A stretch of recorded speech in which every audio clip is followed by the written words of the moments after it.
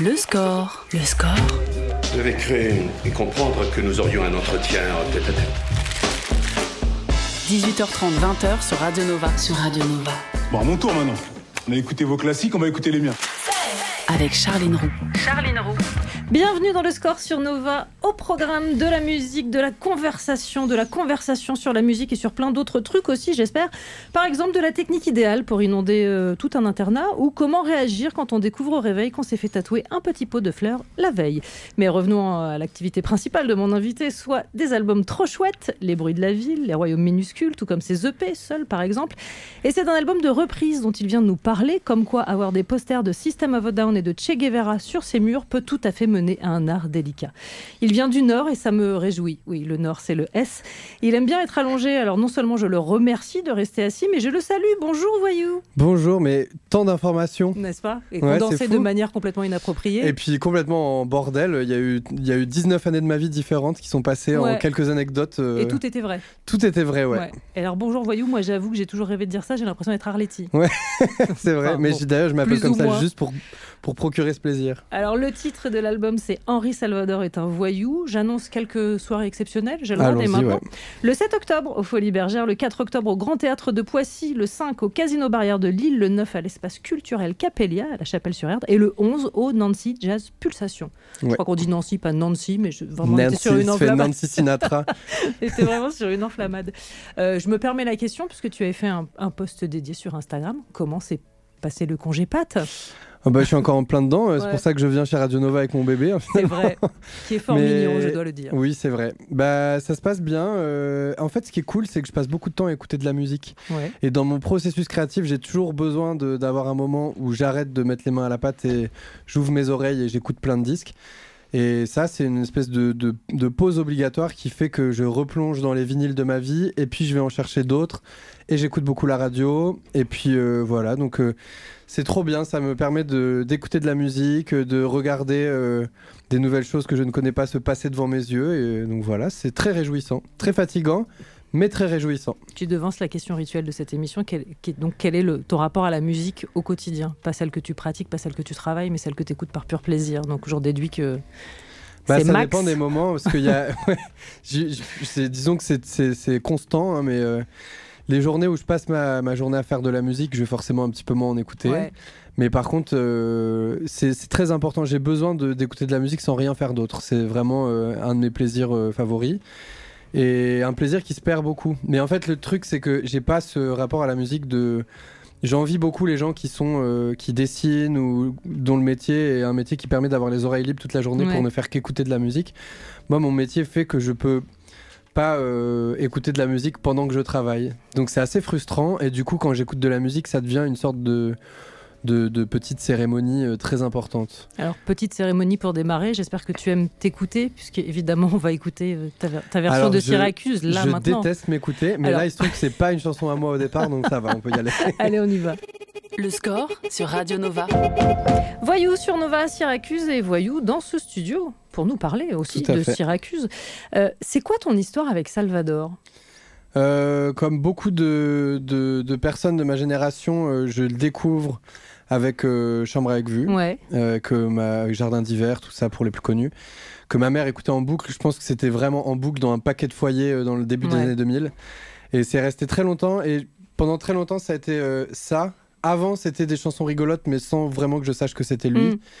Et à un moment donné, plus tard, vers mon adolescence, je tombe sur un morceau qui s'appelle Le Scaphandrier et je me dis mais qu'est-ce que c'est que ce truc? Je me rends compte qu'il y a d'autres facettes d'Henri Salvador avant Chambre avec vue, que c'est pas que un vieux monsieur qui fait du jazz. Et là je me rends compte qu'il y a beaucoup de choses. Et après l'autre énorme, je pense aussi pour plein de gens énorme découverte encore d'un autre univers de Salvador. Il faut savoir quand même qu'il a commencé dans les années fin des années 30 je crois. Les premiers disques ça doit être début des années 40 et qu'il a fait le dernier disque en 2006, donc il y a quand même il y a beaucoup de matière et il y a beaucoup à s'y perdre et du bien et du moins bien. Et donc il y a cette compile qui est sortie chez Born Bad qui s'appelle Home Studio, faite par Guido d'Acide Arabe, qui est génial et qui reprend toute une partie de sa vie qui était moins connue, où il fait de la musique chez lui dans un home studio, qui est un peu le premier home studio français. Et là, je redécouvre encore d'autres morceaux, encore une autre période. Et tu te rends compte qu'il y a toujours des petits tiroirs comme ça et tu tires dessus et il y a des nouveaux styles, il y a des nouvelles chansons, des nouvelles manières, même des fois de reprendre ces chansons d'avant. Et voilà, j'ai beaucoup parlé là, mais c'était à peu près le rapport. C'est très intéressant, mais c'est surtout qu'avec Chambre avec vue comme matrice, ça te poursuit depuis un certain temps, puisque tu avais déjà repris Salvador sur la version deluxe des Bruits de la Ville. Ouais, alors... Je voudrais du soleil vert. Exactement. Alors ça, c'était encore... À la base, c'était une commande, ce truc d'une plateforme de streaming qui avait demandé à des jeunes artistes de faire une chanson liée à l'hiver, pour une compile sur l'hiver. Ouais. Et cette chanson n'a que Jardin d'hiver dans le titre qui rappelle l'hiver, parce que tout le reste est quand même assez solaire et donne plutôt l'impression que t'es l'été sous un coucher de soleil, quoi. Et j'avais repris à cette occasion-là et ça m'avait amusé de le faire. Et vu que cette chanson traînait un peu dans la nature comme ça, on s'était dit pourquoi pas la sortir. Mais je l'ai tellement entendu reprise cette chanson que je voulais pas la reprendre encore à nouveau sur ce disque-là. Alors sur ce disque-là justement, adapter c'est trahir, mais jusqu'à quel point ? Ah, c'est une bonne question ça. Je sais pas trop. Je crois que j'ai essayé de faire comme si Henri Salvador n'existait pas et qu'il n'en restait que les paroles et une mélodie, et même les accords parfois ils ont dégagé, les métriques, tout. J'ai vraiment trahi à peu près tout ce qu'il y avait de possible de trahir dans la musique, en tout cas dans sa musique. Il y a des chansons où ça ne ressemble plus du tout à ce que c'était au départ et d'autres qui sont beaucoup plus proches. Mais disons que j'ai abordé chaque chanson en me disant je vais l'écouter une fois, je vais relever la mélodie, garder les paroles dans un coin et puis refaire la chanson comme si je venais de trouver une super mélodie avec un super texte et que j'en faisais une chanson à moi, quoi. C'est pour ça qu'il y a plein de thèmes dans le disque qui sont des thèmes qui n'ont jamais existé sur les chansons de Salvador. Parfois c'était du ternaire et ça devient du binaire, parfois les accords changent complètement. Par exemple, une chanson douce, elle est complètement différente harmoniquement et en même temps c'est une chanson qu'on connaît tellement sans jamais... Enfin, moi, je connaissais même pas vraiment l'original. Les gens ne connaissent même pas le vrai titre. Oui, c'est ça. Oui, c'est vrai que c'est même pas le vrai titre. Oui. Je l'ai découvert quand Le loup, la biche et le chevalier. Exactement. Et voilà. Et je trouve que c'était... Celle-là particulièrement, je trouvais ça intéressant d'en faire quelque chose de vraiment différent. C'est une des rares chansons françaises qu'on a qui est encore plus à tradition orale qu'à tradition d'écoute, quoi, enfin d'album, d'enregistrement. On l'a entendu des milliards de fois chanter n'importe comment par n'importe qui, cette chanson, souvent à l'oreille de petits-enfants. Et pour rester sur le thème des bébés. Oui, oui, j'imagine que ça prend une dimension particulière maintenant, cette reprise. Toutes les chansons, quand même, j'ai beaucoup chanté pendant la grossesse des chansons d'Henri Salvador, du coup. Je sais pas si ça aura une incidence quelconque sur les goûts musicaux de cet enfant, mais en tout cas, ça a été très présent, quoi. Parce que j'ai vécu avec ces chansons... pendant finalement pas si longtemps que ça, parce que j'ai dû faire le disque vraiment très très rapidement, mais c'était quand même tous les jours, tout le temps, c'était assez intense, quoi. Mais justement, la sélection de chansons est faite de bangers, on vient d'en écouter un, c'est une tentative langagière totalement hors de propos, le loup, la biche et le chevalier, et il y a aussi des chansons moins connues. Je suis l'homme de l'an 2000, je suis sans problème, ma vie est facile. Bêta, gamma, l'ordinateur. Ouais, alors incroyable. Comment es-tu tombé sur cette chanson, tout simplement ? Alors celle-là, c'est Guido, du coup, de Acid Arabe, toujours lui, qui a fait la compile Home Studio, qui... Ouais. En fait, je suis allé chez lui pour qu'il me fasse écouter, parce que lui connaît toutes les chansons sans exception d'Henri Salvador. Et il m'a fait écouter des trucs, mais comme ça, il m'a fait écouter une quinzaine de chansons. Il disait putain, tu connais pas ça, c'est incroyable et tout. Et il m'a fait écouter cette chanson et j'avais déjà choisi les chansons que j'allais reprendre à ce moment-là. Et je me suis dit, c'est pas possible, je peux pas passer à côté de celle-là. Elle est trop drôle et surtout, elle est beaucoup trop d'actualité, quoi. On continue de parler de cet album dans un instant. On écoutera aussi Chico Buarque. Tout ça, ce sera juste après la pub. Reprendrons cet entretien tout à l'heure. Direction Parc de Saint-Cloud. Nova. Radio Nova. Le score. Sur Radio Nova. Nova. Chico Buarque sur Nova. Quant au titre, je vais laisser hardiment mon invité le prononcer, en l'occurrence Voyou. C'est à toi. Construção. Voilà, c'est vraiment mieux si c'est toi qui le fais. Un titre que tu adores. Un titre que j'adore, qui est franchement au panthéon de mes titres préférés au monde, je pense. C'est incroyable. Là, on a eu qu'une partie. On a vraiment arrêté le morceau au moment où ça commence, mais c'est très bien. Parce que... Non, pas du tout, parce que le reste est très beau. Ouais. C'est une chanson qui est très, très importante dans la culture brésilienne, qui est très importante même dans la société brésilienne. Ça raconte une partie, un moment du Brésil assez important, je pense, où les grandes villes se sont construites. Et où les ouvriers étaient tout en haut assez maltraités à construire les grandes tours dans lesquelles allaient vivre les riches brésiliens et brésiliennes, et où en fait cette chanson raconte ces ouvriers qui tombent et qui s'écrasent au sol devant les riches brésiliens dans l'indifférence générale. Enfin, c'est vraiment c'est bien engagé, quoi. Et c'est une chanson qui est sublime. Et au moment texte dur sur mélodie douce, ça me rappelle quelqu'un. Exactement, ouais. Bah, le Brésil est très fort pour ça. Hein. Ouais. Et toi aussi. Merci, c'est gentil. On parle d'Henri Salvador est un voyou. Je me suis demandé, est-ce que tu as eu la sensation qu'il fallait rendre les chansons modernes, contemporaines, ou qu'en réalité, elles l'étaient déjà beaucoup? En fait, je sais pas si j'ai une bonne boussole à ce qui est moderne et à ce qui ne l'est pas. Je sais même pas si dans ce que je fais moi, je suis pas sûr de faire des chansons qui soient très modernes, moi par exemple, ou de les arranger de manière très moderne. En tout cas, je me pose pas la question et grand bien me fasse. Ouais, c'est pas un enjeu, et je pense que chaque chanson mérite d'avoir un environnement qui lui correspond. Chaque texte mérite d'avoir un paysage qui lui correspond. Et qu'à vouloir trop rentrer dans la mode, parfois, on en oublie que les chansons ont besoin de cet environnement pour se déployer, et que parfois ça va être plus électronique, et parfois plus organique, et parfois ça va devoir être un peu vieillot dans comment ça sonne, et puis parfois au contraire assez moderne. Les chansons d'Henri Salvador, alors déjà il y a quelques chansons qui sont vraiment des classiques. Ouais. Et donc du coup on a tendance à leur prêter une odeur de poussière alors que c'est pas le cas, mais c'est vrai qu'il y a toujours ce truc où les chansons qu'on entend depuis toujours, qu'on a toujours connues, on a l'impression qu'elles sont démodées alors que parfois elles le sont pas du tout. Et dans le cas d'Henri Salvador, bizarrement les chansons les plus connues sont aussi les plus intemporelles et les plus modernes, je trouve. Il y a des chansons inconnues. Syracuse par exemple, c'est Syracuse, vraiment, elle est d'une modernité folle. Il y a des chansons, par exemple, il y a une chanson qui s'appelle Amour perdu, que j'ai reprise, qui est inconnue au bataillon, et qui pour le coup, la version originale est vraiment pas moderne du tout. Elle est très belle, c'est très orchestral et tout, mais c'est vraiment une chanson à l'ancienne, quoi. Et là, j'ai essayé pour le coup d'en faire une version plus moderne, mais ça m'a demandé de changer la cadence, de créer des parties rythmiques qui n'existaient pas et tout ça. Et je me suis dit, peut-être, et cette chanson est vraiment, je me suis dit, mais faite d'une autre manière, ça aurait potentiellement été un énorme tube, parce que les paroles sont sublimes et que la mélodie est sublime aussi. Mais en fait, voilà, parfois il y a peut-être aussi dans le temps des chansons qui sont passées à côté des oreilles des gens et qui sont pas devenues les tubes qu'elles méritaient d'être parce qu'elles ont été traitées d'une certaine manière. Et à la fois peut-être que c'est ce qu'elles méritaient, et voilà. Est-ce qu'on se fait plus de nœuds au cerveau quand on s'attaque au répertoire de quelqu'un que quand on est sur des compos toutes perso ? Bah, je sais pas trop. En fait, là, le contexte de reprise était quand même très lié à la temporalité. C'est que j'avais, en tout, j'ai dû tout faire en un peu moins de 2 mois. Ouais.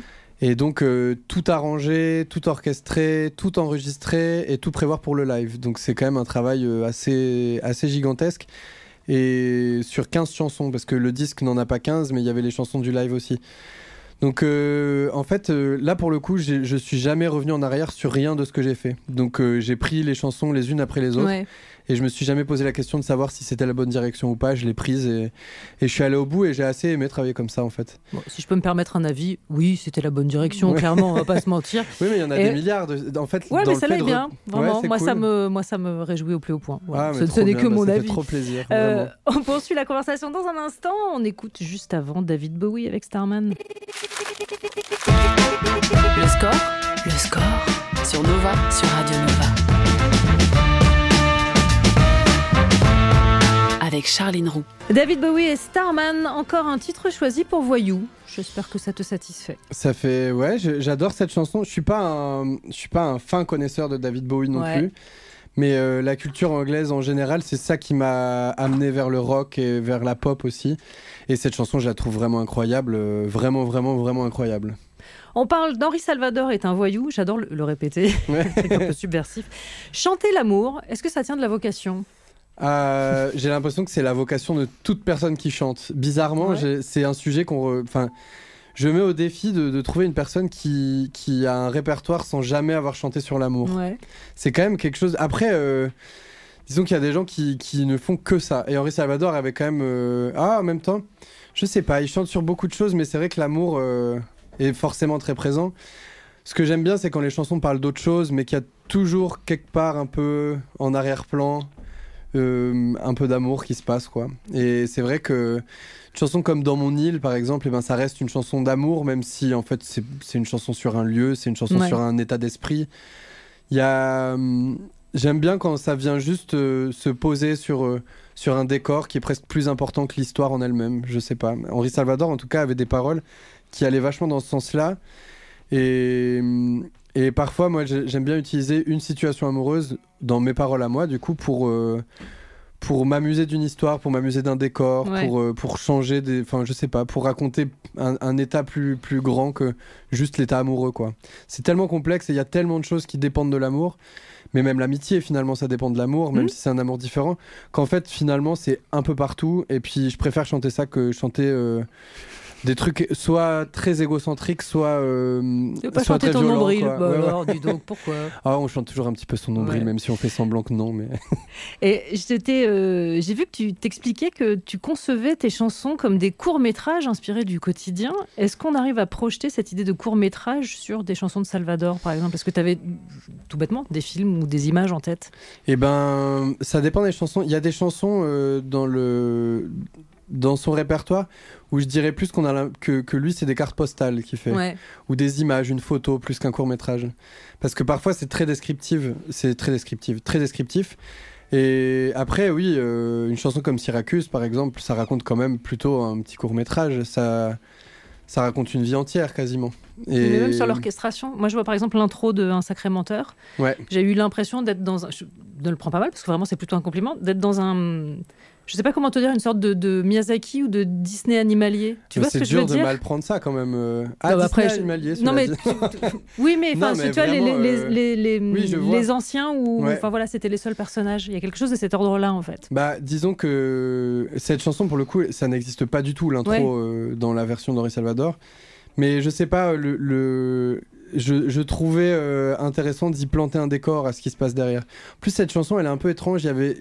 J'ai découvert qu'il y avait un couplet qui existait aussi, qui pouvait être chanté par une femme. Je n'ai jamais su si une femme l'avait chanté un jour, mais en tout cas, quand on lit les paroles sur Internet de Sacré Menteur, il y a un couplet qui est le couplet qui doit être chanté par un homme et le couplet qui doit être chanté par une femme, mais dans la version de Salvador, il n'y a qu'un homme qui la chante.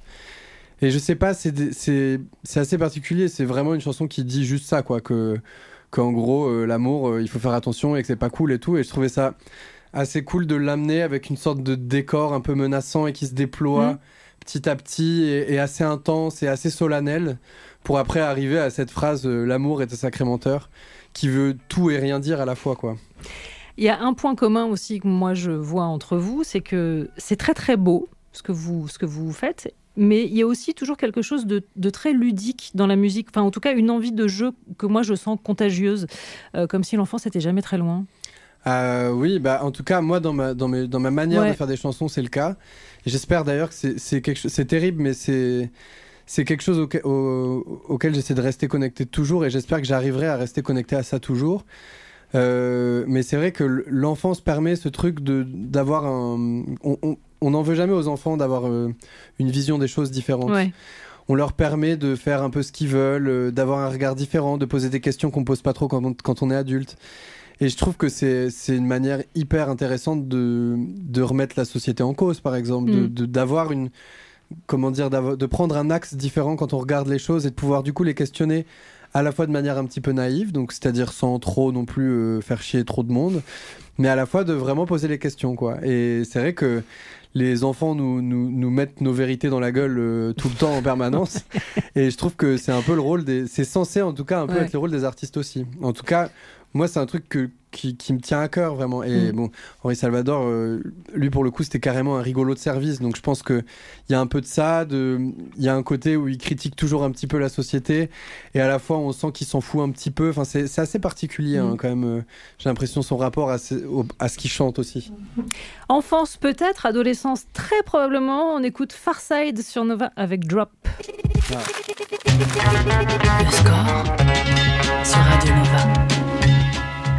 Pharcyde sur Nova avec Drop, et autant ne pas vous le cacher, nos deux visions hors antenne avec Voyou sur la grande qualité de ce clip vidéo extrêmement marquant. Clip incroyable, je pense que c'était la grosse époque, hein, des clips faits par des mecs qui faisaient des films aussi à côté. Ouais. Spike Jonze, là, en l'occurrence. Ouais. Il est super ce clip, vraiment à l'époque quand je l'avais vu j'étais waouh, c'est incroyable. Mais c'est que moi je n'ai toujours pas trouvé le truc, je ne sais pas s'ils mettent l'image à l'envers ou à l'endroit, où c'est-à-dire qu'il y a un découpage dans le mouvement qui moi fait bugger mon cerveau.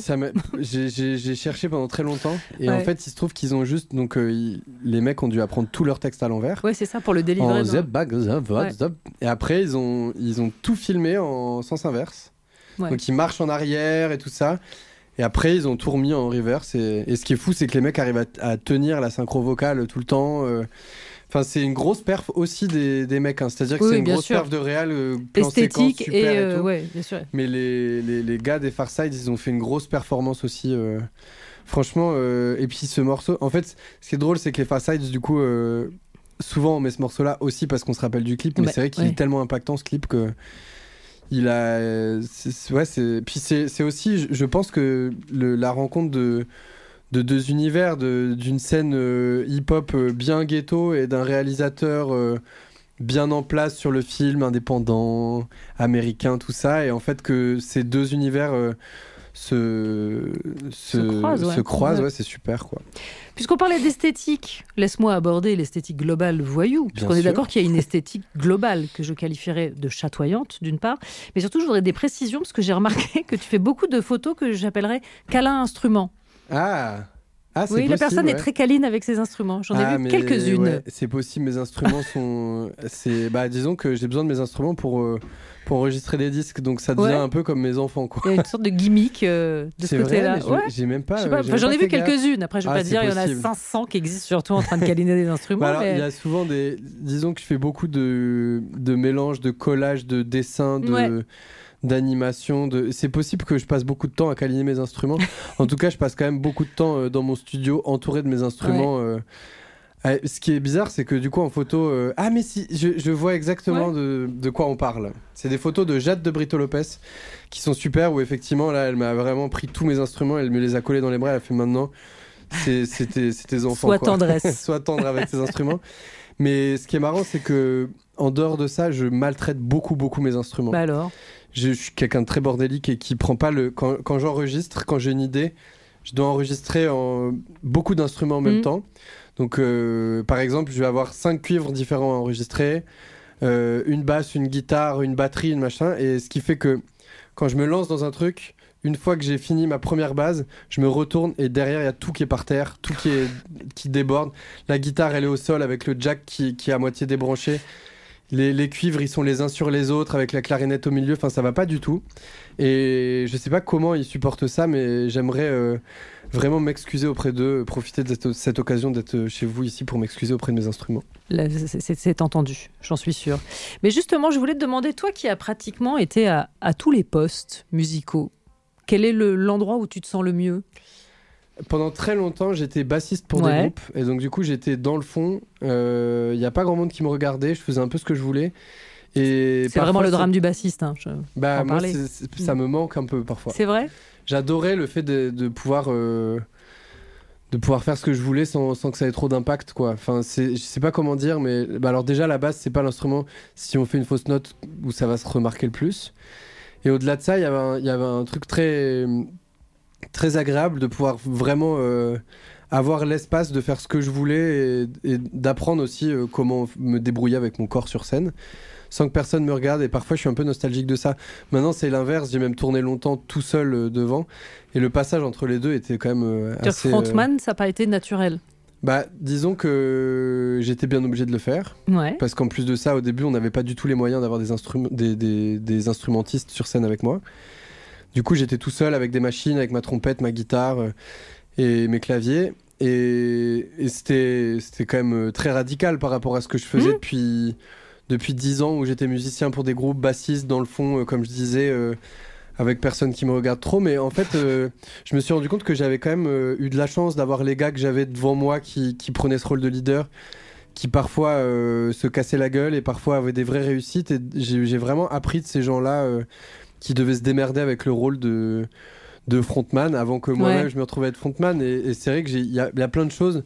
Quand j'étais derrière avec ma basse, je les regardais, je me disais putain, mais jamais de la vie il faut que je fasse un truc comme ça. Et d'autres trucs, je me disais putain, c'est vraiment classe quand il fait ça. Et je vais reproduire un jour. Et je vais faire exactement la même chose. Non, mais ça m'a vachement appris de regarder comment eux ils se dépatouillaient avec ça. Puis on arrive avec des personnalités aussi de ce qu'on est dans la vraie vie. Et en fait, je me suis rendu compte que le truc le plus simple, c'était de garder ça, de pas essayer de montrer quelque chose qui n'était pas moi, et que j'allais forcément m'en mêler les pinceaux et avoir l'air ridicule si j'essayais d'avoir l'air plus cool que ce que j'étais. Voilà. J'annonce un journaliste de qualité, un journaliste émérite, un journaliste surprise, mais ce sera à écouter juste après la pub. Nous reprendrons cet entretien tout à l'heure. Direction Parc de Saint-Cloud. Nova. Et toujours en compagnie de Voyou. Je l'ai annoncé avant que nous quittions temporairement, à l'antenne en tout cas. J'ai rencontré un journaliste très particulier, nom de famille Delerme, et il avait une question à te poser. Thibaut, c'est Vincent qui te parle. Et alors, je voulais te poser une question qui est c'est un peu délicat. C'était savoir si ça te convenait que j'utilise à ce point l'emoji kangourou en t'écrivant. Peut-être que tu trouves que c'est trop, mais tu sais très bien d'où ça vient, d'un concert que j'avais vu de toi où je t'avais trouvé particulièrement bondissant et d'une décontraction assez australienne. Mais peut-être que tu ne te reconnais pas là-dedans. Donc voilà, c'est peut-être le moment de me dire, Vincent, si tu peux changer d'animal, enfin voilà, tu me dis. Faut-il changer d'animal ? Ah non, c'est très bien. Le sens des mots quand même de Vincent Delerme. Ouais. Une décontraction australienne. Ouais. Et tu vois ce qu'il veut dire par décontraction australienne ? En tout cas, c'est vrai qu'il avait tiqué sur ma manière de faire des petits bonds sur scène. Et non, au contraire, en fait, c'est adorable déjà. Merci Vincent pour ce message. Et au contraire, à chaque fois qu'il met un emoji kangourou, je me dis putain, c'est quand même je sais pas, genre une marque d'affection et de respect, et ça me fait toujours quelque chose à l'ego et au cœur, quoi. Voilà. Seras-tu bondissant avec le répertoire de Salvador ? Eh ben, en fait, donc pour l'instant, j'ai pu jouer ce répertoire qu'une seule fois. Ouais. Et en fait, il se trouve que normalement, les concerts, eh ben, c'est mes chansons de base qui sont aussi construites avec toujours derrière la tête, conscientiser ou pas ce truc du live qui va arriver. Et là, j'ai pas du tout pris le temps de... Enfin, disons que tout a été fait... En plus, Salvador, une grosse partie des chansons les plus intéressantes sont des chansons assez douces quand même. Et du coup, là, je me suis retrouvé sur scène à avoir des rythmiques qui étaient pas du tout les mêmes que ce que j'ai l'habitude de faire aussi parfois. Et donc, à être un peu déboussolé quant à ma manière de bouger dans l'espace. Et en même temps, c'était assez agréable d'un coup de me sentir... un peu, porté par d'autres choses. Et puis en plus, il y a du monde sur scène, donc si tu bouges trop, ça devient beaucoup d'informations, quoi. Mais en tout cas, c'est assez agréable à danser. Donc oui, moi j'aime bien sauter, j'aime bien bouger sur scène, j'aime bien lever mes bras et bouger mes fesses et mes jambes, donc ça devrait pas trop changer, ouais. Duo sur scène, je vais pas te demander de spoiler, mais duo sur l'album, il y en a, puisqu'il y a Flore Benguigui sur le titre Pauvre Jésus-Christ. Ouais. Est-ce qu'il n'y aurait pas un tropisme duo mixte, ou en tout cas voix féminine ? Parce qu'après, Jacqueline Bagdasarian de la Daniva, c'était sur Malika, Yel sur Les Bruits de la Ville, November Ultra sur Soleil Soleil, Pyjama sur Les Tétons, Vanessa Paradis pour Le Bal. Ouais. D'accord que tes collaboratrices sont quand même essentiellement des chanteuses. C'est vrai, mais c'est aussi que je suis quand même plus souvent avec des filles qu'avec des garçons dans la vie de tous les jours. Et j'ai vu un reportage où j'ai l'impression que les gens qui t'accompagnent aussi sur scène sont quand même majoritairement des femmes. Bah oui, parce que je passe quand même un paquet de temps de ma vie en tournée avec des gens, et c'est vrai que je sais pas, depuis que je suis tout petit, je suis plus souvent avec des femmes. Et j'ai pris cette habitude d'être plus à l'aise. Enfin, c'est même pas une habitude d'ailleurs, c'est juste les hasards de la vie, hein. Mais même d'ailleurs, les gens qui sont sur scène avec moi et en tournée, en technique, enfin, il n'y a pas que des femmes, il y a des hommes aussi, mais c'est que des gens avec qui je me sens bien et avec lesquels j'ai l'impression de de pouvoir être moi-même dans un truc bienveillant. Et il se trouve que dans la musique aussi, c'est le cas. J'ai jamais eu une image très fraîche des chanteurs, en général, des hommes. C'est un truc qui me faisait un peu peur, même. J'ai toujours vu un truc... j'en ai déjà parlé, d'ailleurs, je crois, de ça. Un truc, en tout cas, très axé cul, quoi. Je sais pas comment dire. Libidineux. Mais... Voilà, oui, la vieille image du chanteur libidineux. Et en fait, je trouve que effectivement, bon là, ça change beaucoup. Il y a beaucoup de jeunes générations de chanteurs qui apportent pas ça en fait, qui viennent pas en posant ce truc-là sur la table et entre l'auditeur et les auditrices et eux.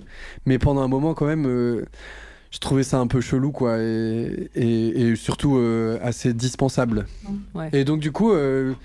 Bizarrement, je me suis toujours plus entendu avec des chanteuses qu'avec des chanteurs aussi, et c'est pour ça. Et puis en plus de ça, j'ai une voix masculine, et je trouve que ça s'accorde vachement mieux avec une voix féminine, plutôt que... Parce que j'ai plein de potes chanteurs avec qui j'adorerais faire des duos, mais je pense que c'est pas... On serait avec deux voix, avec la même tessiture, et peut-être qu'il se passerait pas exactement la même chose. Puis c'est comme ça que je les entends dans ma tête, donc voilà. C'est très bien. Voix féminine, pour terminer ma sélection, avant de passer à la tienne, puisque c'est toi qui as choisi les titres qu'on écoutera dans la demi-heure qui vient. J'ai opté pour Georgia Smith avec Little Things. Ah, incroyable. Le score sur Nova. Charline Roux. Nova. Georgia Smith sur Nova, Little Things. Je suis obligée par contrat confiance de te demander si ça te sied, voyou, donc je te pose la question. Je suis ravi. Un peu de musique anglaise dans toute sa splendeur. La musique de club anglais en plus, avec en plus toute la soul que Georgia Smith emprunte. J'ai repris une chanson de Georgia Smith en français, Teenage Fantasy. J'étais très fier de la reprendre et je sais qu'elle l'a écoutée, mais elle m'a jamais écrit. Du coup, je suis triste. Voilà. Bon alors. Ouais. Il n'y a jamais eu la tentation de chanter directement en anglais ? T'as tout de suite écrit de manière spontanée Alors j'ai été que dans des groupes avant qui chantaient en anglais. Oui, une fois que t'es parti tout seul. En fait, je crois que j'avais vraiment envie d'écrire et je maîtrise pas assez l'anglais pour faire ça, je crois. Enfin, déjà, j'ai pas un bon accent. Je parle bien anglais, mais j'ai un accent vraiment de français, quoi. Ouais, vraiment.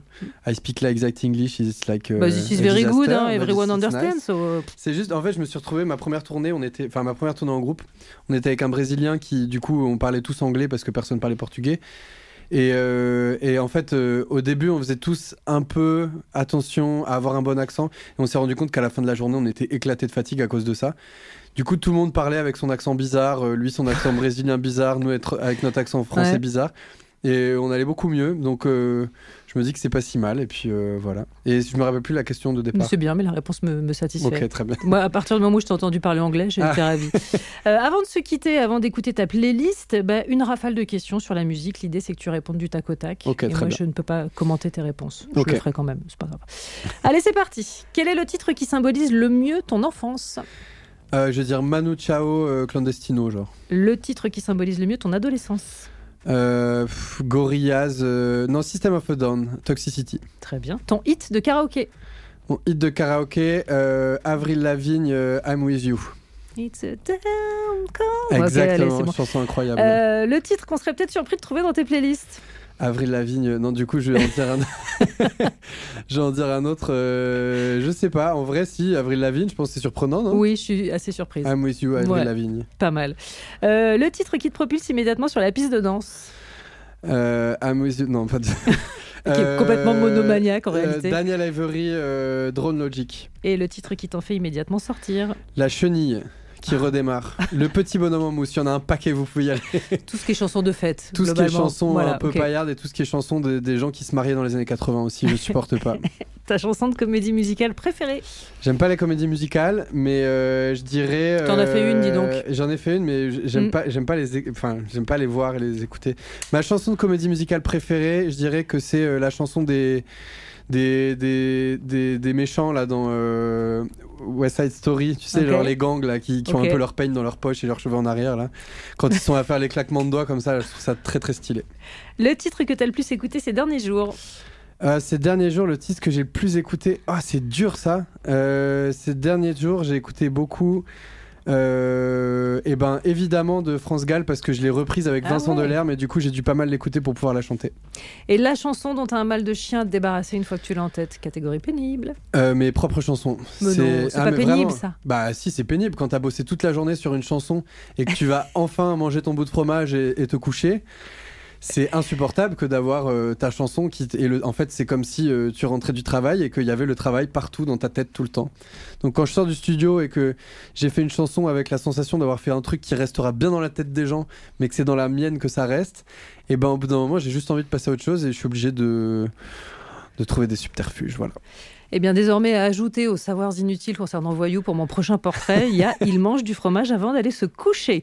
Les nouvelles chansons, c'est sur l'album Henri Salvador est un voyou. Je rappelle, soirée exceptionnelle le 7 octobre au Folies Bergères, le 4 octobre au Grand Théâtre de Poissy, le 5 au Casino Barrière de Lille, le 9 à l'Espace Culturel Capellier à la Chapelle-sur-Erdre et le 11 au Nancy Jazz Pulsation. Merci mille fois. Et je peux dire un dernier truc ? Mais bien sûr.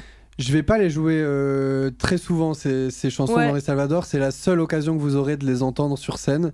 Donc si jamais le disque vous a plu, c'est vraiment le moment d'aller les écouter, parce qu'après je les jouerai probablement plus jamais de ma vie. Voilà.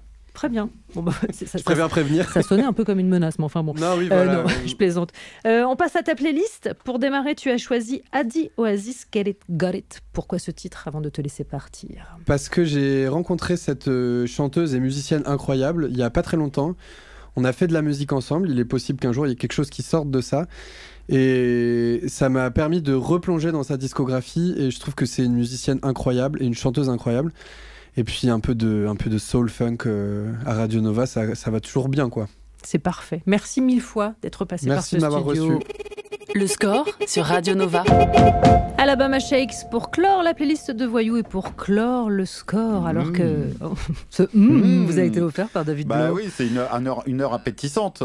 Ouais. 19h58. Ah ouais, c'est-à-dire définie appétissante, s'il te plaît. Je sais que des gens préparent à manger à partir de cette heure-là, tout ça. C'est un peu tard pour le dîner. Un peu moi, tard. c'est à l'anglaise, moi, 18h, on rigole pas. À l'antenne, moi, je... À l'antenne, d'accord, ok, très bien. N'importe quoi. Moi, je vais attendre les 22h30. fausses légendes. Raconte ta vie et raconte surtout n'importe quoi. J'étais en train de me dire qu'un de ces quatre, je te testerais bien sur le questionnaire de fin du score. Okay, est-ce que je te laisse préparer ou pas? Mais je sais pas trop. Je sais pas trop. Non, on va le faire à l'arrache. À l'arrache, ok. Ouais. Très bien. C'est pour très bientôt, alors. Alors, ok, merci. Ouais. Allez, c'est à toi. Bisous.